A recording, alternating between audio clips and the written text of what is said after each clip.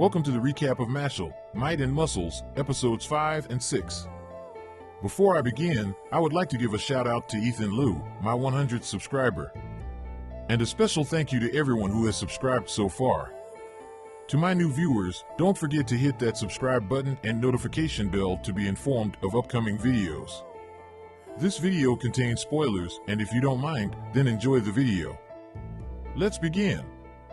At Easton Magic Academy, there are 3 dorms. Students are sorted into a dorm based on their unique qualities.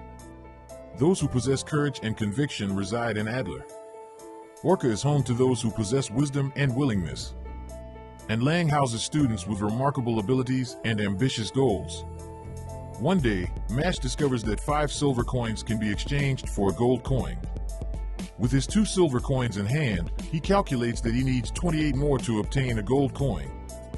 However, Finn interrupts and corrects him, revealing that he only needs 3 more coins. Mash realizes his mistake and appreciates the tranquility of the day. Suddenly, Finn remembers that they forgot to submit their potions assignments and begins to panic. Just then, Lance appears and expresses surprise that they haven't completed their task. He playfully labels them as slackers and proceeds to lecture them about tarnishing the reputation of their dorm. Lance urges them to feel ashamed of their negligence. In response, Mash opens his pendant, revealing a picture of his sister. The pendant emits a radiant glow, captivating Lance. He is taken aback by its brilliance and gets blown away by the sight. So Lance helps them with a potions assignment using a screaming mandragora, creatures that become good ingredients once they are silenced. He quiets it with a magic spell, but Finn and Mash struggle to do the same. Finn eventually succeeds by focusing his magic, while Mash's mandragora grows bigger and attacks him. Mash slaps it to silence it, and Lance explains that silent mandragoras become normal herbs. Lance teaches them how to cut and cook the herb, but Mash keeps making cream puffs instead, again and again. Lance is shocked because he can't understand how Mash does it. But he is determined not to lose to Mash because he has his reasons for joining the Bureau of Magic and challenges Mash to try again. Meanwhile, Wahlberg is concerned about Mash's well-being before their upcoming off-campus class.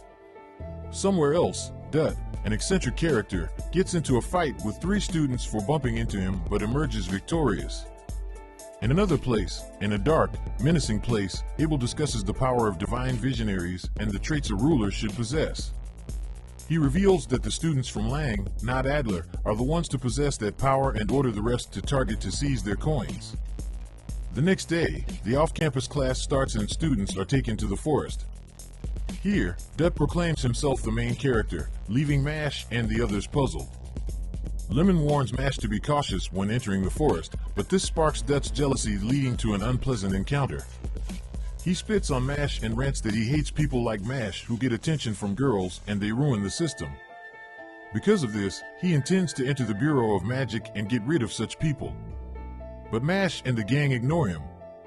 The teacher explains the task of exterminating forest scorpions for bronze and silver coins. Silver iron from Lang provokes Mash, but later reveals it was all a prank. Lance advises Mash not to pay attention to Silver's mischief, adding that he was made to repeat a year, but not expelled because of his high magic abilities. Unknown to Lance, Mash's fierce expression was actually due to his concern for the cream puff in his coat pocket. Lance and Mash go into the forest together, but Lance realizes he lost Mash. Realizing he is lost, Mash runs into Dut, who wanted to show off but gets shocked instead as Mash slaps him to quiet him. Dut wants to fight back until he hears a girl scream and runs to help her and defeats the guy bothering her. The girl, Lauren, thanks him, and Dut starts acting weird because he's a weak boy who doesn't know how to talk to a pretty but tries to look cool nonetheless. What he doesn't realize is Lauren can make people fall in love with her using magic, but it doesn't work on the alpha male Mash. She tries again to get Mash to fall in love by using magic on him, but it fails too. So she decides to settle on Dut, revealing to him that another dude named Silva is after her. Dut decides to beat up Silva, who is stalking Lauren. As Silva arrives, he mocks Dut for being a loser. Mad at being called a loser, Dut uses his machine gun explom spell on Silva. Meanwhile, Finn and Lemon find Lance and don't want him to leave them alone. Silva shields himself with his stone and counters Dut, knocking him down and mocking him further for being weak. While this was happening, one of Silva's rocks knocks down the cream puff Mash was eating. Dut is shocked by Silva's strength, but he still wants to save Lauren. Silva proposes a deal. If Dut and Mash endure 5 hits from his magic, he'll leave Lauren alone and bet a silver coin. Dut agrees, but Silva insists Mash must also endure the hits. Like a Shonen protagonist, Dut decides he will take Mash's hits as well. He takes the first hit and gets hurt so bad, but keeps standing. He takes more hits and still stands after 9. Remembering Lauren's tears, he realizes he can't ignore a girl in distress. Silva is impressed but prepares a powerful final hit, but Dut took it like a champ and stands after that too. In the end, he collapses while asking Silva to keep his promise. He screams at Mash to take Lauren and run. Suddenly, Lauren walks over to Silva and they laugh at Dut, calling him an idiot. Silva hits Dut again and again. In a quirky turn of events, Mash throws a cream puff at Silva to shut him up. He confronts Silva, calling him a scumbag, and declares it's his turn to take the challenge. Meanwhile, Lance wonders if Mash will be okay after defeating a scorpion. Finn and Lemon reassure him, but Lance explains that Mash has been facing scholarly white mages so far, while the red mages excel at combat and are tougher. This hints that Silva is a red mage. Silva states he really hates hypocrites that act tough but are really weak, making him want to mess them up. So, he picks up Dut and prepares to slam him to the ground due to Dut having ruined his clothes a bit earlier. However, as Mash rushes in for a massive punch at Silva, but Silva's battle instincts cause him to release Dut and puts an iron wall to stop Mash. Silva wonders if Mash thinks he can beat him and explains that he won 2 gold coins in his first year. He proceeds and attacks Mash with his Iron Fist magic. After several hits, Mash stops his magic with his palm and prepares to use Triceps' magic Ballista Knuckle. Silva states he never heard of such magic and proceeds to attack Mash. However, Mash dodges or breaks his iron pillars and reaches Silva and punches him.